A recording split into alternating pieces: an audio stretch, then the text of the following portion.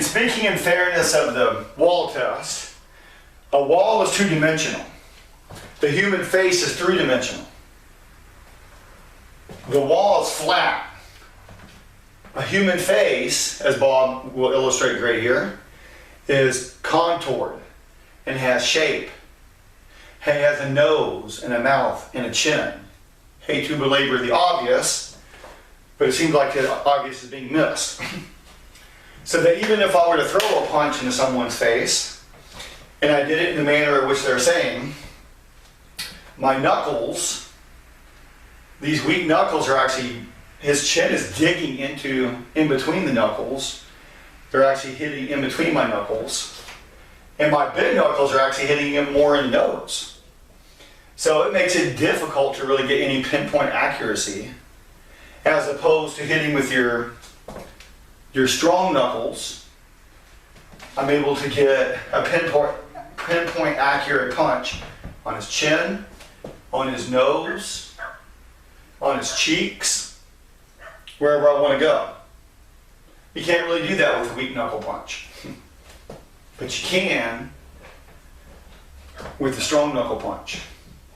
Now this will become more obvious when we start talking about vertical versus horizontal fists. We'll talk about that in the twisting of the whip. So we'll talk about that later. But you'll see, but it becomes obvious here, and it'll become even more obvious later. I want my knuckle to dig into his chin. I don't want his chin digging into my knuckles.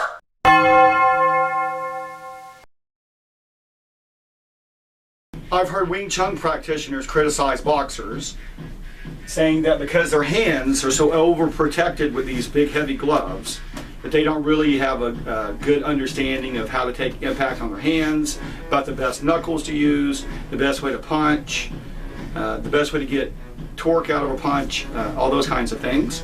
But that's not true, because a good boxer knows that I'm trying to focus my force through this glove. Yes, some boxers, some amateurs, and some people that are kind of experimenting with boxing, taking boxercise classes, they'll hit the bag and they will have some sloppy techniques, and they'll be hitting their lower knuckles. Their hands will be hurting all the time after the exercise. They're not sure why. But a good boxer, when he hits, he knows that you try to feel a nice solid contact with your target. Nice solid contact. I'm trying to hit those strong knuckles. And I can feel that I'm hitting with such force that I can feel my knuckles penetrating all the way through this glove. Now, that being said, you need a good set of gloves. When I look for gloves, I like a nice glove that's square. You see me wearing these in a lot of boxing videos I'm doing. But I like it nice and square.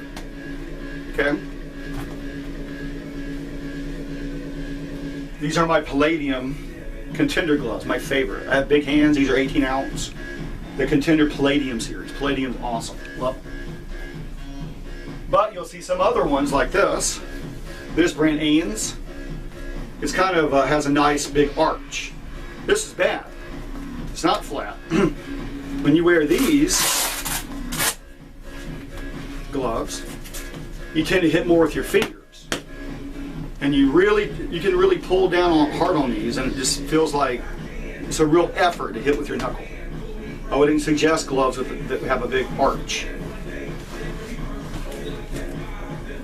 Century gloves, sorry Century, but stay away from Century, garbage.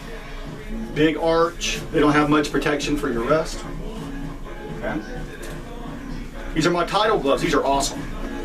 These Tidals, strong, they're just good bang for your buck. I like ringside and Tidal stuff, especially ringside. Tidal's really good too, best bang for your buck. You can get up higher than that, but unless you want to spend $300 for something, I like a Tidal and ringside, best bang for your buck. But anyway, if you look at these, they have a nice square profile. And if you punch a bag, you can really feel your knuckles digging in, and it's not really that hard to try to pull your fingers back, and you're not fighting the arch. These are Everlast gloves. The old Everlast gloves are pretty good. The old ones, Everlast makes good, medium grade gloves and low grade gloves. Okay. Some of the older ones, some of the high grade ones are nice and flat. You can feel that knuckle. But some of the newer ones that they have, for some reason, have a big arch.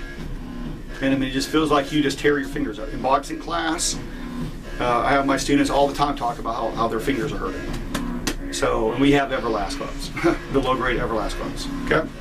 So, get your own gloves, get ringside or Tidal. I like to use these big ones to help protect my hands. And they will condition you. Some of these exercises that they do in Wing Chun and some of these karate guys, they hit rocks and all this kind of stuff. And they get what's called ugly knuckles. And then a lot of times they end up with like permanent hand injuries. Your body will toughen itself. We'll talk about conditioning later. So if you take a lot of impact, your body's going to condition. Your hands will become conditioned.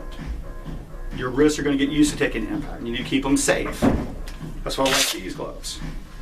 You can get some hand wraps, but these have nice stiff Velcro, nice stiff wrist protection. Now with that being said, you can kind of over rely on these as well. So I like to do my workout with these for a while. About every 3 or 4 times I like to get some of these MMA gloves. And these are Tidal MMA gloves, really good MMA gloves. And these, if you use these, you can make sure you're hitting with that center knuckle or both the ram's head. Okay, just try them both. Talked about those in the other video. You can hit the center knuckle or just with your 2 big knuckles, whichever one feels best for you. And if you wear these, you can make sure you're hitting with those big knuckles. You're not hitting with your fingers. Okay, sometimes people keep hitting with their fingers. And these, if you try to cheat, man, they hurt. If you hit the bag and you're kind of finger punching or something, it'll tell you real quick. So these are good. About every 3 or 4 times that you're hitting the bag, switch to these.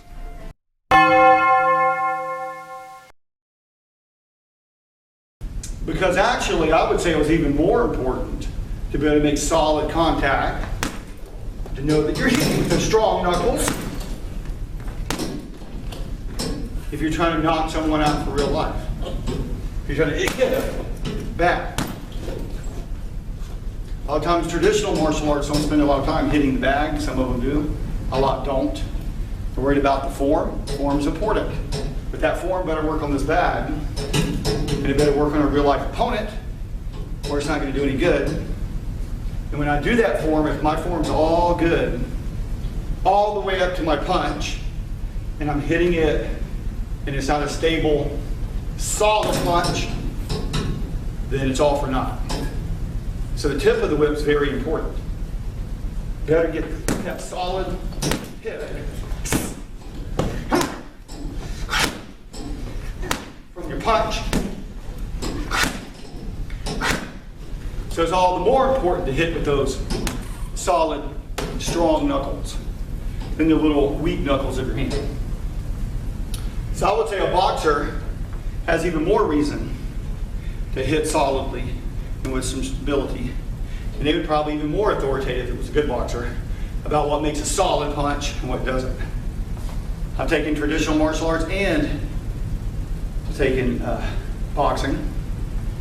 And gotta say, boxers know about how to hit.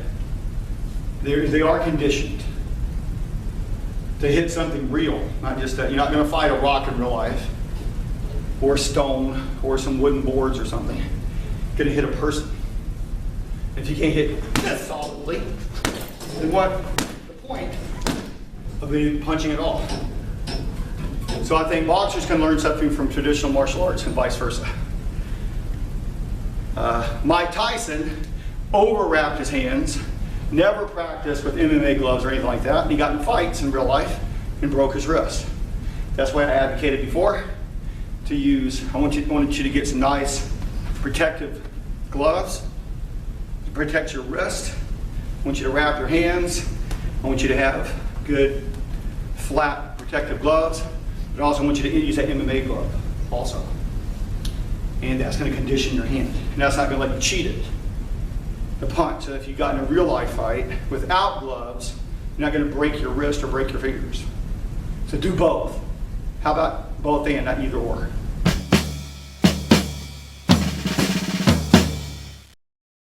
Well, until our next installment, remember, the more sweat in the gym, the less blood in the ring. This is Todd, the Wildcat Christopher at TacticalBoxing.com, signing off.